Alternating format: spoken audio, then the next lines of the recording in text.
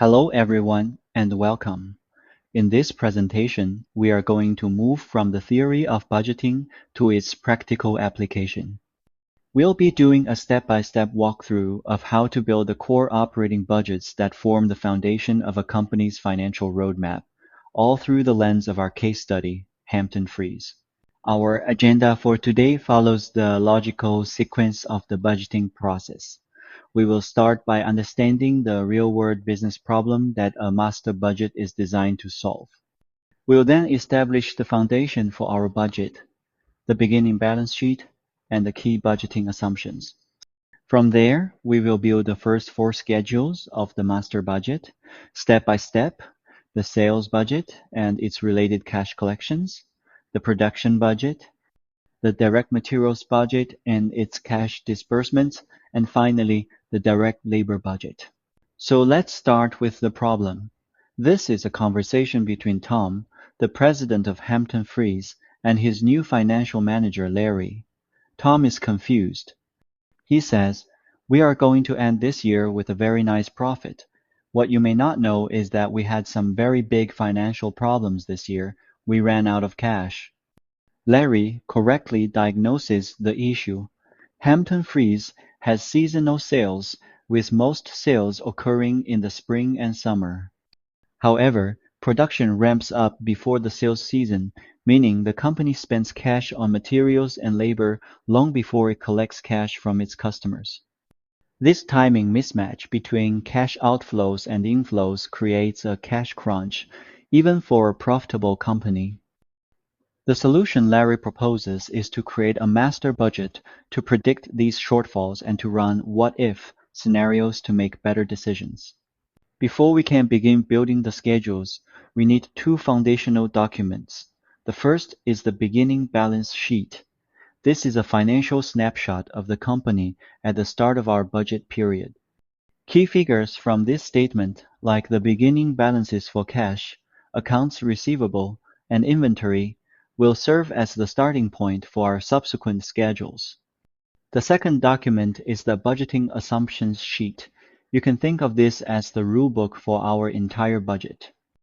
It contains all the key estimates and assumptions we will use, from the selling price per case and cash collection percentages to the pounds of sugar needed for each case of popsicles.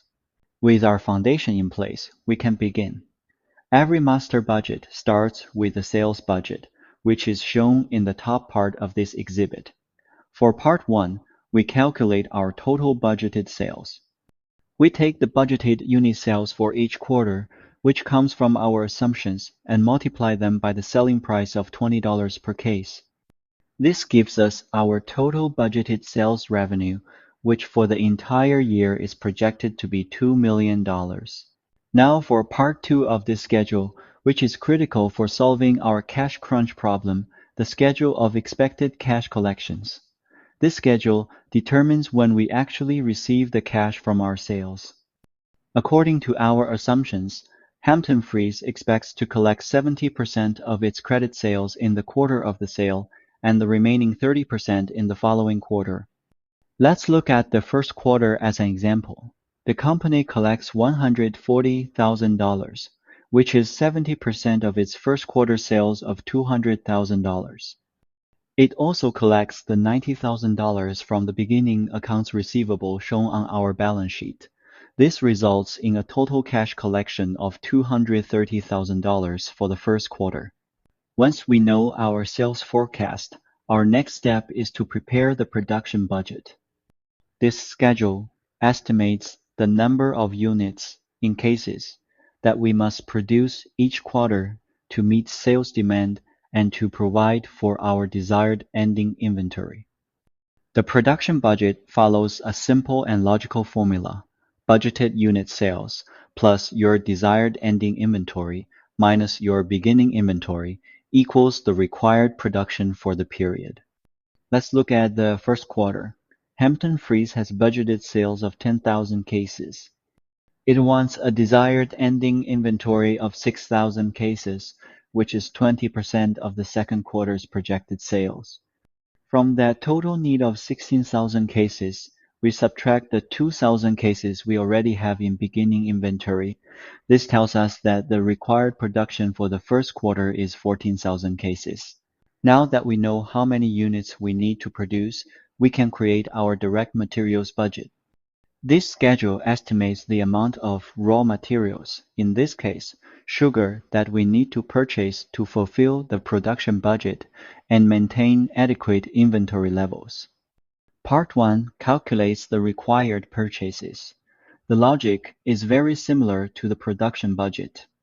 We start with the raw materials needed for production and then adjust for our beginning and desired ending raw materials inventory. As you can see, for the entire year, Hampton Freeze plans to purchase over 1.5 million pounds of sugar for a total cost of $3,300. Part 2 of this schedule calculates the cash disbursements for those materials.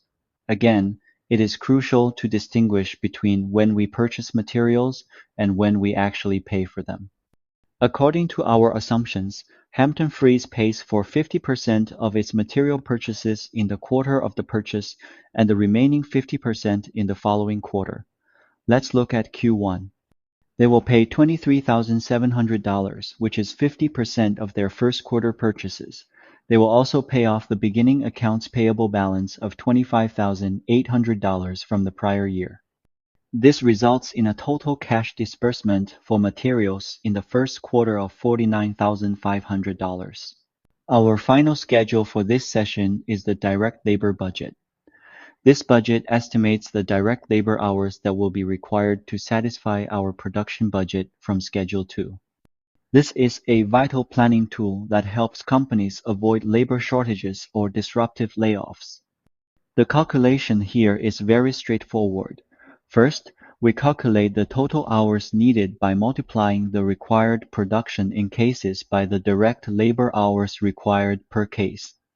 For the first quarter, that's 14,000 cases times 0.4 hours per case, which equals 5,600 direct labor hours. Then, to get the total cost, we multiply those hours by the direct labor cost per hour. So, 5,600 hours times $15 per hour gives us a total direct labor cost for the first quarter of $84,000.